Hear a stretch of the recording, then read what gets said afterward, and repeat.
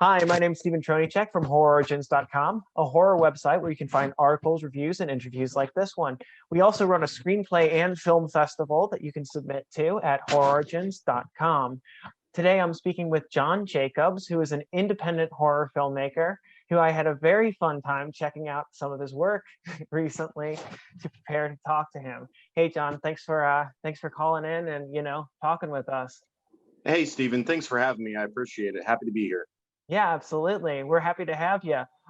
So I just want to jump right in here and talk about I'm always interested in how people get into the horror genre.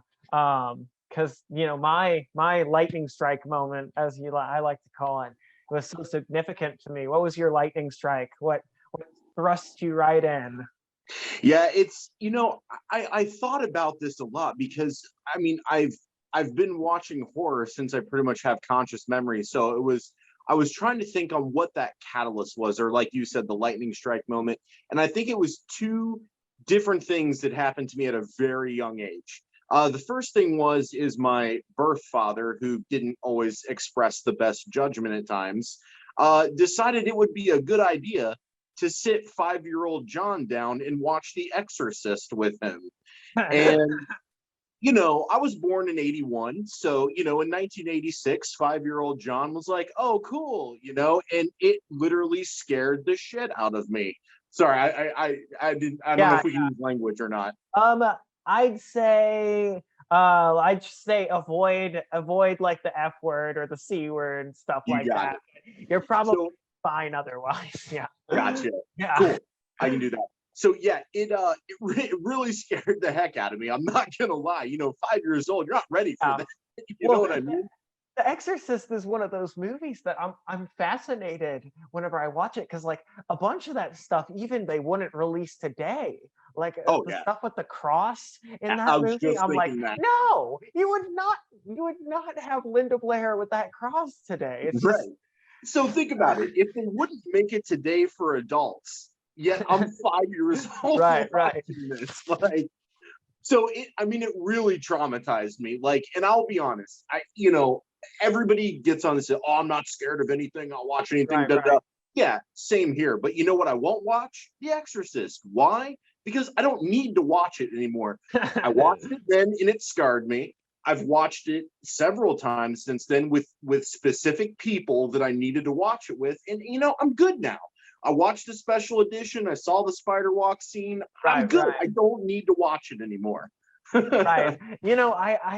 I think that, people who aren't scared of things in the horror community, like, no shade on them or anything, but like, well, why are you in horror movies then? Like, what's Right. the point? Like, you Exactly. got to get that catharsis. We're all here to sit in the dark and let it go a little bit. Exactly. Yeah. I totally agree. So I freely admit it. That's my one movie that scared me. And, it doesn't scare me now in that context, but at the same time, I just don't have a reason to watch it again. So I'm good. Well, I mean, But that's as good of a lightning strike moment as any. now the second piece to that is, so that Hmm. was like my first real introduction to horror, but I didn't understand any. I'm 5. I don't know what's Right, going on. right. I don't understand this stuff. So we fast forward a few years, and this is still the age of the video store, and every grocery store has video rentals, every pharmacy has video rentals. There's independent video rentals, blockbusters coming up. It's video rentals are everywhere. And a couple years later, so first grade, second grade type thing, I started exploring, and I would constantly walk through the horror section and look at the box art Yeah. for all the horror Yeah. films. And I remember some of the box art would freak me out. Like, one that freaked me out was Poltergeist, when her hands are up on the TV. That tripped me out.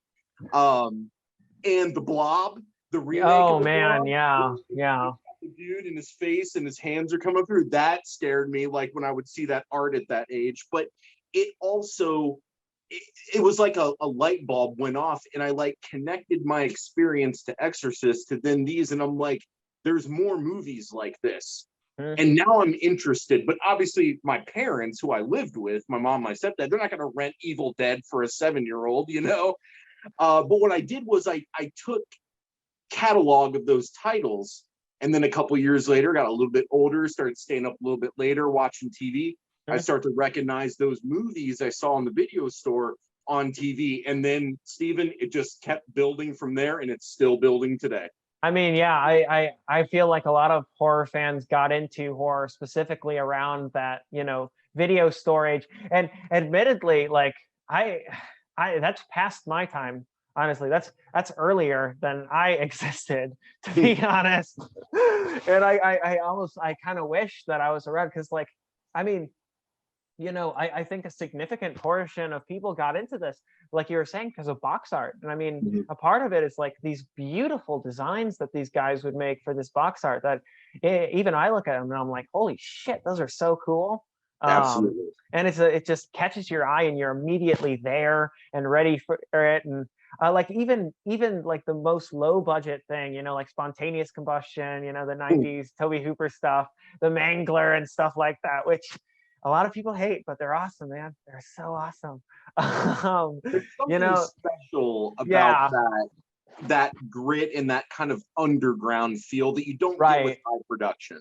right. I agree. And but that box art, like that crazy stuff they would put on there is just Oh yeah, awesome. Uh, absolutely. so horror's super diverse. You can do a ton of stuff with horror. Like I always think that you really can't do anything. You really There's nothing that you can't do with Right. horror. What's your favorite subgenre? What do you gravitate towards?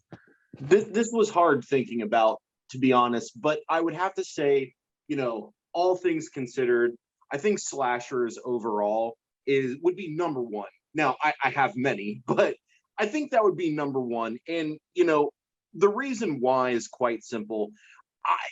There's probably something wrong with me since I like horror films, anyways. Yep. And I mean, like my wife and I, we used to, before we had a kid and all that, we used to just fall asleep to horror films constantly. Like that was our thing. That's how we met. That's how we connected over our love for horror. Um, but slashers is really where it's at for me because I have this sick obsession with finding pleasure in how inventive and creative producers and directors and writers can kill people on screen. And for some reason, that brings me joy.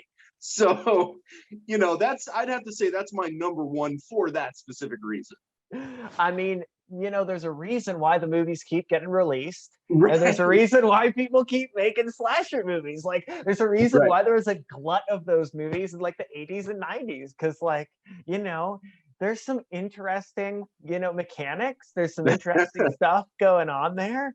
Absolutely. The slasher kind of coming out of, that suburban area and how like that internal violence becoming external is huge too. Like I I love slasher movies, and another big part of it, I think at least, is that they're funny. So most of the time, like, have you seen Chopping Mall? I'm sure you have. I have Chopping not Mall. seen Oh Chopping my Mall, God, but it is on my short list. I promise you. I just haven't watched it yet. it's like, there's such a diversity in that slasher genre because everybody was trying to make some type of slasher, Oh yeah. and so you get like just hysterical stuff like Chopping Mall, so like killer robots running around a mall killing teenagers. It's like, You totally what? sold me. I am gonna watch it this It's weekend now. I think Barbara Crampton's in that one. I forget who else is in there, but it's real fun. So the films that you're a part of are Yeah, these low budget horror films. yeah. How did you get involved in these projects? So it's an interesting story. So a really good friend of mine, Ryan Francis, he played Darren the Nerd in Thanksgiving, which Hmm. is a cult classic. Most people know what that is now. Truth be told, I was actually out of work recovering from a back surgery. I Hmm. came back to work. I was a manager. I got a brand new team, and Ryan happened to be one of the people on the team. Now, I didn't know anything about him at the time, hadn't seen the movie yet. I was doing my first like coaching with him, how it is in the corporate world. Right. And, he mentioned he was into the same things. And then he like revealed to me he was in this movie. And I just thought it was fantastic. I went and watched it, immediately fell in love with it. And then he and I started talking because growing up, me and my best friend used to make movies constantly from probably 10 years old till we left home. and we would use his parents' videotape recorder. We would get, you know, models and Star Wars toys and Power Ranger toys, and we'd have live action fights and these convoluted stories that were all improv on camera. We'd have Sega Genesis playing for background music. I mean, total kids in their basement making movies. And when I revealed this to him, we just talked and we talked and we talked and became really good friends, you know. Fast forward several years, he mentions to me that he's producing a film called The Biker Warrior Babe versus the Zombie Babies from Hell. Probably the longest title movie you'll ever watch. And he was like, hey, I know you know, you're really into filmmaking and you kind of been wanting to do something. He's like, would you be willing to be killed on camera? I'm like, absolutely. Like, you don't even need to ask, dude. And I was going to do an audition for just a killed on camera role, but then he was talking to the director, his name's Jeremiah Morehouse, and they were like, well, we need a character for the town cop, Jake Armstrong. And so at the time I had short hair, but I still had a beard, and they thought that look was good. So they wanted me to do some testing. So Ryan came over to my house and we did two things that day. Number one, we did our audition tape for me. So I shot 10 different scenes doing one-liners from films that I liked and then improvising some things. I remember there was one scene where I just grabbed the shovel off my wall and pretended to kill him and gave some like one-liner, like I stepped on necks, you know, and like smash him. There was one where I was holding a coffee cup and my garage door arose and I was like, my name's Jake Armstrong with a cup of coffee, you know, just things like that to give him an idea of what I could deliver and what I looked like and what I could do. Loved it. So he's like, you're in. So that's how I got cast as Jake Armstrong in The Biker Warrior Babe versus Zombie Babies from Hell. Now, that night, Ryan actually needed to shoot a scene for Thanksgiving 3. Now, if you're not familiar, Thanksgiving 3 is really Thanksgiving 2. That's the whole joke of the film. I don't want to go too much into it. But they needed to shoot a scene of like an infomercial scene of like a guy not being able to cook a turkey. So Ryan went and brought a frozen turkey. We thawed it out outside all day while we're shooting my scenes. Then we came inside and we shot a whole scene for Thanksgiving 3 in my kitchen of him doing that. And then that's actually in Thanksgiving 3. So when you see that scene, that's my house and my kitchen and my wife's apron that it's on Ryan. I mean, I love, like, you know, those stories that come from low budget sets. I think low budget sets have some of the most entertaining and dangerous and weird stories. You know, you mentioned Lloyd Kaufman, and I've read a few of his books, and they just provide so many great, you know, little anecdotes and just weird stuff that happens on set. We actually read his book, How to Make a Movie. And that was part of the learning. Ryan, as the producer, literally, like at work, we would read that book like it was on his desk. Like that was a part of us learning what the heck we were doing, you know? But I wanted to ask, from on either Biker Babes or one of the other films, what do you think is your favorite day on set? The best story you can think of? Just the thing. So on Biker Warrior Babe, I've got two. I'll shorten it to that. Biker Warrior Babe. Okay. The one day on set, we were shooting the live ammunition scene. And if you watch the film, it's where they're shooting the invasion of babies in the woods. The two guys are in like trench coats. They're fully armed. And, you know, there was some question about safety and whatnot, and some people wanted to do it, some people didn't. Obviously, Jeremiah's director gets what the director wants. We were very safe. We had, like, you know, the unloaded, you know, guns in one area. One person was in charge for that safety. Ammunition was in a completely separate place. One person in charge for that. Third area was loading. One person in charge of that. And then fourth was staging them on the set for the frame that we needed. And there was another person safety checking that, no more, no less. So we had to go through 4 stations to make sure everything was safe and legit. And then we fired off in one take, I don't know, maybe 200 or 300 rounds from the various weapons that they brought. And the reasoning behind that was they wanted it to look real. Because you can tell. on film. So all the firearms we used were real. And in that outdoor scene, that was all live ammunition because we wanted there to be weight and momentum and to really see that these were real weapons. Now, in my shootout scene as the cop, we did use CG for my blast because we shot that in the Ohio State University, Right, right, uh, Newark, Ohio campus parking lot where there were cops out there. So there was no live ammunition for right, that. right. My scene there. So we CG'd that in, but the Yeah. shotgun use was absolutely completely real, as was every gun on set. So that was a pretty crazy day. I was not prepared for that, but it was still fun. I feel safe around firearms. I grew up around them. You know, I'm not some crazy gun guy, but I feel comfortable enough to where it didn't bother me, and I was able to just kind of keep the peace with everyone. And you know, there were probably 15 people on set that day, and everybody had a job. Everybody had something they were doing to make sure it all went well. And in the end, we got the shots. Nobody got hurt. Everybody went home. The other fun thing on that set was actually the last day of shooting before our wrap party, and we went to this abandoned house that this woman died in like 2 years ago up at Buckeye Lake in Ohio. It's kind of like northeastern Ohio, and we had permission. Basically, the director knew a guy, and he was like, "Oh, you can shoot in my mom's house." And we went in there, and it was like 2 years of dust, but it was weird. Everything was still there, as like somebody lived there, but they clearly didn't. The refrigerator had 2 years of mold in it. The bathroom was falling apart. So all the girls were doing their makeup for the shots and everything on like jacked up mirrors and like one hanging light, you know, like decrepit, decaying like walls. And then you go upstairs, and it's this upstairs bedroom. There's no lights, so it's super dark.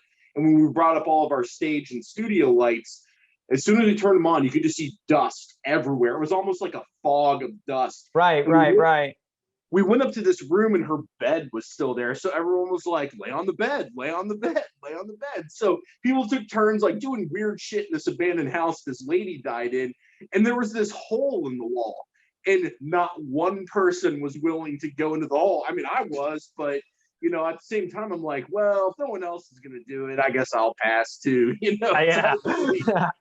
But that hole was weird. I have no idea where it goes or what was in there, but it was just strange being in a house that somebody died in years ago, and it was like time forgot the house because everything was still there. The only difference was nobody had lived in it. It was weird. And then we were shooting some scenes in the living room. They had this concrete cat, and one of my buddies, his name is Brian Pack. He was an extra in the film. He's in that scene. He decided to improv. He picked up that concrete cat, put it in his lap, and was petting and talking to it during all of his scenes like it was a real cat. I thought that was hilarious. Well, that's awesome. I mean, as far as the gun things go, like, you know, as long as you stay safe, then that's perfectly fine. Like, yeah, we definitely were.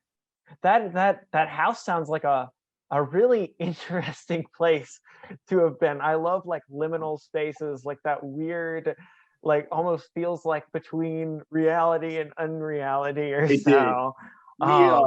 We also went around to all the houses in the area because Buckeye Lake is a very tight niche community. So if something's going on, people are gonna know. They're gonna come out. They're gonna call the cops, whatever.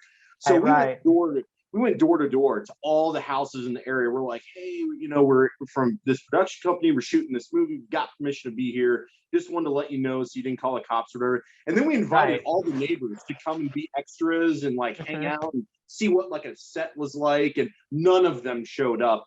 But those conversations at their front doors were very awkward because all of them were standoffish. No one was talkative. They were like in the door. And I'm just like, we got our point across. We'll be over here. Let us know if you need something type deal. You know, it's very awkward. I love those ideas, those like days on sets wherever it's not really shooting, it's just dealing with people and seeing what happens, because it's always really, it's interesting and really funny most of the time. It just that's where like the real anxiety of anything happens. Oh yeah, and it's like it's unpredictable. You don't Yeah. know how people are going to respond, or you would assume that when people see this giant camera and all Right. these stage lights and all Yeah. these people standing around, a guy clapping, a guy with the mic boom, like one would connect the dots and be like, okay, they're probably shooting a porno or something. Right. But you would be so amazed on how many people just don't get it. Like Right. we shot Space Creeps. We were shooting in a cemetery for a couple scenes in the beginning of the film, and this guy walked into the shot like a couple different times, and I'm just thinking to myself, like, bro, do you not see these cameras here and this huge reflector that I'm holding and this guy with a mic boom? Like, how do you not understand you're in the shot right now? Like, it's crazy. Yep. I mean, all the those are all great stories from low budget sets. And so you mentioned that one of your heroes was in your email that one of your heroes is Lloyd Kaufman. Yeah, That I think he mentioned that he'd voiced a character in Biker Babes. he did. And what draws you to him? What do you think, what inspires you about him? So obviously, Lloyd is somebody who cares so much about other people. And for me, that's like gravity. I'm a humanist, and anybody else that kind of shows those, values, I kind of gravitate towards, because you can tell kind of if somebody's genuine or not. And Lloyd really is, because he cares about what he does, but he's more interested in what you're doing. And once I learned that about him, like I already loved the guy, but then it like went up to a level 10. So he did voice work for our main villain, Ali Shirtak, in Biker Warrior Babe, which, yeah, say it slow and you'll hear the real word. So we basically had him. We sent him a script of a bunch of different one-liners to read. He read them all off, sent us the video file, and then we just kind of edited in for his voice. And then a couple years later, when he was doing a tour releasing Return to Nukem High Part 2, there on Troma's website, they were soliciting helpers for the event. It was downtown on OSU campus in a new theater called the Gateway. And so Ryan was like, hey, we're doing this. I'm like, what? He's like, look at this. We're doing this. He's like, they need someone to be Toxie. They need someone to run the vendor. They need someone to do crowd control. He's like, we're working with Lloyd. We're doing this. I'm like, okay. So myself, Ryan, and Jeremiah Morehouse, the director, we all actually got chosen from Troma to do the event. So we get there and we're helping Lloyd unpack. We're walking back and forth between his car, and he's just talking. And it was surreal for me at that moment, because I'm just like, I can't believe I'm doing this. And then as we started the event, people started lining up to do photo ops with him. So we were managing the crowd there, managing the photos, running the merch table, updating people, because at that time, I believe it was 2014 or 15, Lloyd released all Troma films, full-length Troma films, to YouTube. And since he had just did that, we were going up and down the line telling people, hey, watch Troma movies while you're waiting in line, And then Ryan's got the Toxie mask on. He's doing Toxie stuff, And about midway through that, before the movie started, Lloyd just started talking about our film. He's like, don't ask me questions. He's like, go ask those guys questions about their movie. And then he allowed us to put our posters and our merch on his Troma merch table. That was a big deal. That was a really big deal. And so from that point forward, anybody that started talking to him, he just kept directing them to us. He's like, you want to talk to these guys, not me. He's like, go talk to them. And I was blown away that this man was taking an event that was for him, and he was trying to make it about us. And to me, like, that was just like the biggest honor that I could possibly have. So we get through the kind of the pre-show event. We go inside the theater to watch the film Return to Nukem High Part 2, and he starts talking about our film instead of his, and I'm just like, is this real?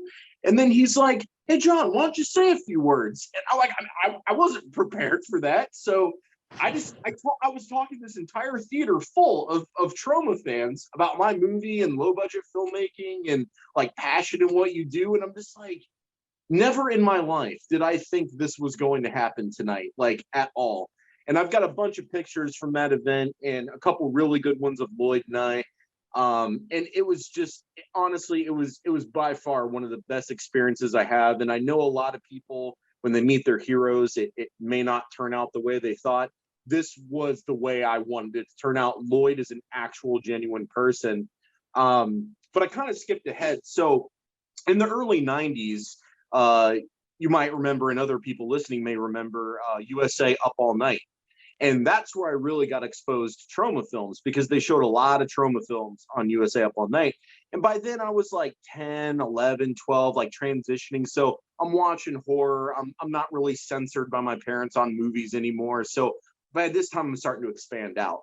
And I just fell in love with the goofiness, the silliness, and the low budgetness. And I realized that, like, this is what I love this stuff. Like, this is what I love watching.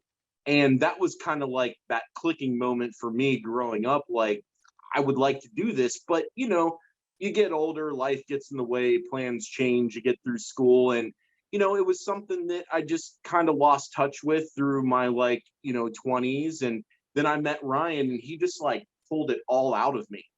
And not only doing filmmaking, but he encouraged me to do comedy. He's encouraged me to do my podcast. He's encouraged me to do my YouTube shows. I mean, Ryan is the most supportive person you'll ever meet. And he pulled that out of me because he saw that, and he knew there was something preventing me from doing it. And all he did was give me that first opportunity. And then he's been supporting me ever since. And he's been instrumental in everything that I've done. So I want to make sure I give him a lot of credit, because, I mean, not only is he a friend of mine, but any person I've met that has engaged with him says the same thing. Like, wow, he inspired me to do this. He inspired me to do that. And it was, I mean, he was instrumental in all of that. But really, that was kind of the catalyst that got everything going. I know that was a little run-on story, but No. I mean, that all sounds like, it sounds wonderful. I think, you know, in the filmmaking community and the horror community, we really have to be supportive of each other. And I agree. I'm really happy to hear that, like, Lloyd Kaufman is like that much of a stand-up guy. Like, I'd heard he was. And yeah, it's just nice to hear stories about people who are being nice people, because, like, Yeah, you know how especially it is. now, Like, you know. yeah, exactly. You know how. So tell me a little bit about your production company, Alien Mythos Digital. Did I get that right? You did, yeah. Alien Mythos Digital. It's a production company I co-own with Aaron Martin. So a little bit of background between Aaron and I. Aaron was the DP on Biker Warrior Babe. Okay. So after we wrapped, we edited, we did a release in a local movie theater. We then did a little bit of distribution type stuff. Everybody kind of went their own way. And there was a lot of talk of, what's our next project? Are we going to make a sequel? Or are we going to make a different movie? But again, as in life, people tend to kind of drift apart, go different ways. But Aaron and I stayed in contact. We had a lot in common. We both love Star Trek. We talk about Star Trek all the time.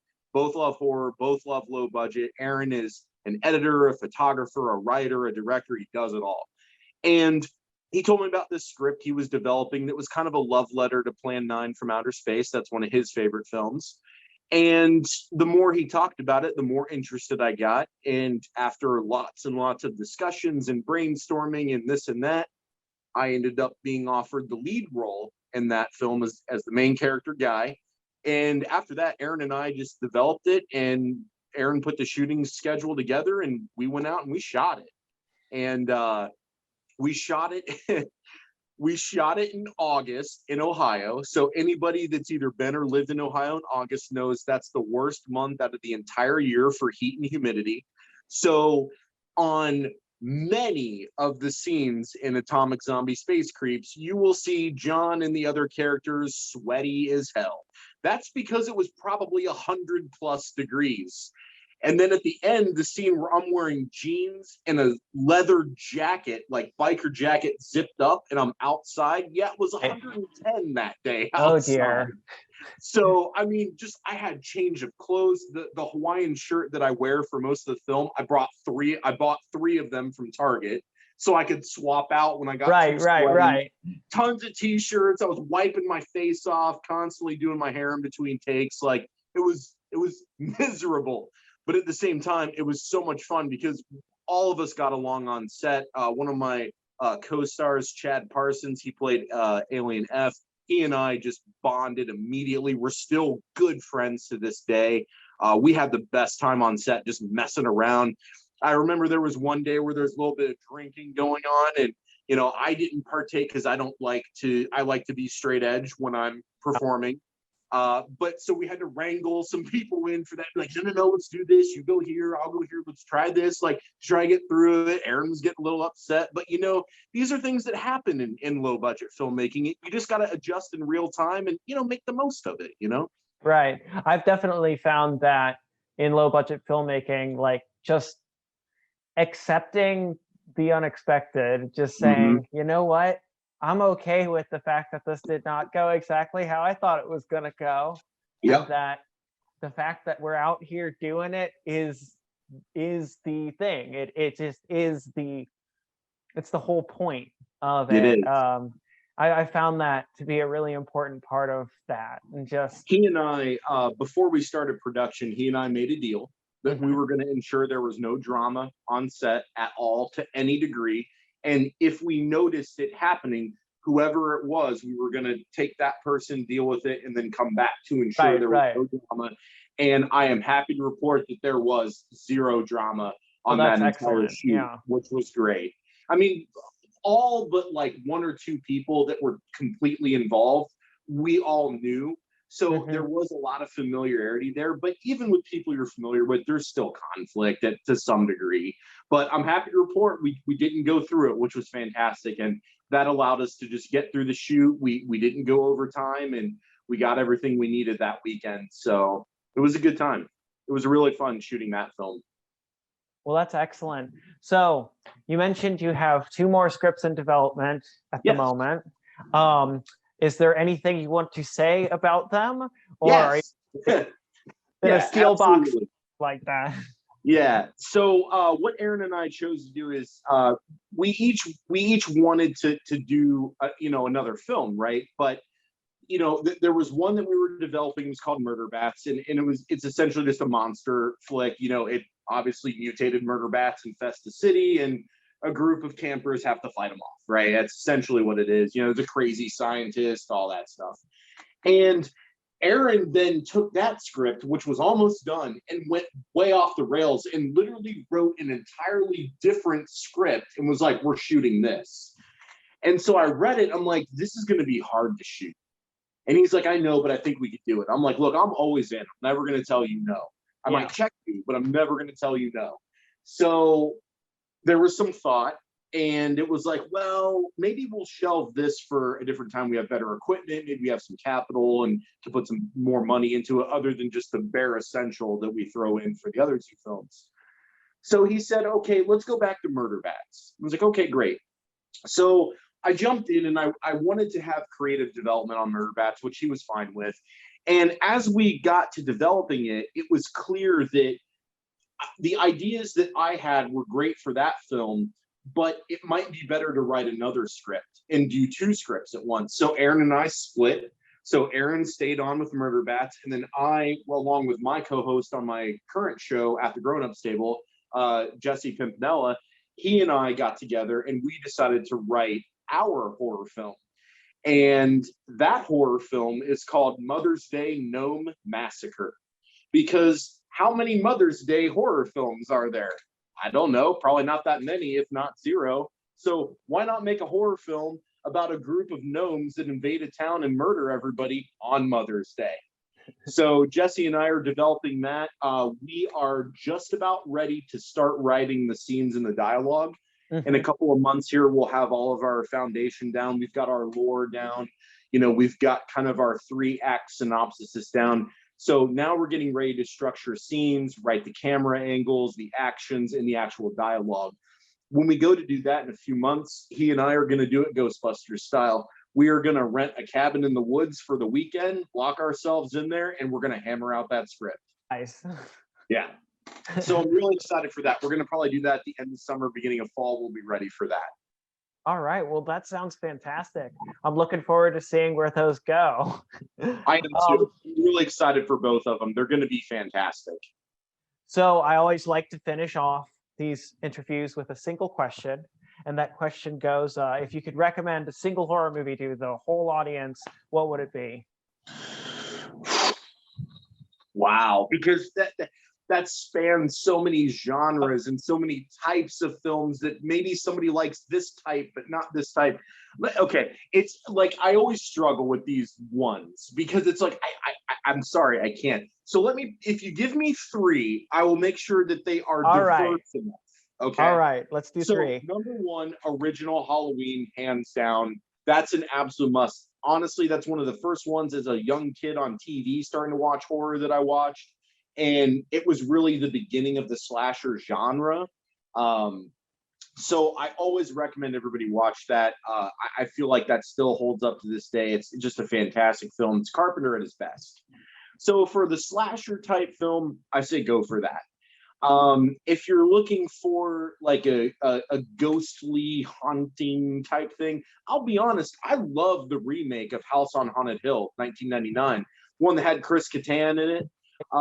I love that. I thought it was well done. The only thing that chapped me was the end, but it is what it is. Jeffrey or Rush was amazing in that. You know, I like the atmosphere they created. And look, hospitals already creep me out. So you go doing a haunted hospital movie, I'm in every time. And then the last one that I recommend is one that's really hard to find. It was only released in short, limited spurts. And there's two versions. There's a rated R and there's an unrated. Do not even attempt to watch the rated R. It's so chopped up, it's not even worth it. Right. But it's called Murder Set Pieces. Okay. And I'm not sure if you've seen it. I'm telling you, it's like low key. But this is probably the craziest film that I have seen. And I don't want to even really talk that much about it because it's going to spoil things that happen. But what I will say is that it is a gritty, dirty, like film that's portrays a man's descent into madness. And the way he chooses to deal with it is murdering people in just spontaneous, like environmental ways. Okay. And there are some deaths that are filmed in this that I haven't seen shot in any other film. And might I add, Tony Todd has a cameo. He works at a porn store. So it's very hard to find. I don't encourage pirating at all. I want actors and creative to get paid for their material, but you can find it on eBay. I wouldn't even try going to local stores. You're not going to find it there. It's like a needle in a haystack. Your best option is to find a friend that has it and watch it with them, or try to buy it on eBay or something like that, so that you can, you know, show some love to the creative people behind it, but also experience it, because it is, I'm telling you, it's unlike anything most people have seen. It really, truly is. Well, I'll have to check that one out. I actually haven't heard of it, and I'm excited to see these kills. I don't know what I'm expecting, but we'll see. That's a good thing. But I want you to let me know if and when you watch it, so I can hear about your reaction to some specific kills that are in this movie. Okay. I definitely will. So before we wrap up, where can people find you? Oh, awesome. So the best place to find me is actually our show's Facebook page. It's at the Grown Ups Table. You can find it on Facebook. We stream we call it a video podcast discussion. You know, we pick a topic or a couple topics, get a couple people on, we stream it live over Facebook, and we talk about nerd stuff, horror stuff, geek stuff, movies, pop culture, and we put a comedic spin. We're all comedians. We all do performing arts in other areas as well. So we entertain people with things they're interested in, but it's not like reviewing. We're not sitting there going over a review. We're discussing it and then putting a comedic spin on it. So you can catch me there every Wednesday live, 7 p.m. And then the following day, find us on YouTube at the Grown Ups Table. We upload our show then the next day to YouTube, so anybody that missed the live stream can watch it there as well. We're trying to make it easy to watch our show. Outside of that, check out on Amazon Prime, The Biker Warrior Babe versus the Zombie Babies from Hell. That was my first film. And then Atomic Zombie Space Creeps, which was my second film. Both of those are on Amazon Prime. You can buy hard DVDs, you can purchase it, or you can stream it. So it's all there on it. All righty. Yep. Okay. Well, I think that's that. thank you guys for watching. I'm Steven Tronichek. You can find me on Twitter at STRONICEK. And this was for HorrOrigins.com, which you can find at HorrOrigins.com or at HorrOrigins on Twitter. Thank you for being here, John. I had a great time talking with you. Loved hearing some of your stories. Well, thank you for having me, Stephen. I love talking with you, and I love sharing my stories. I'm a talker, so I love doing this. So thank you. Absolutely.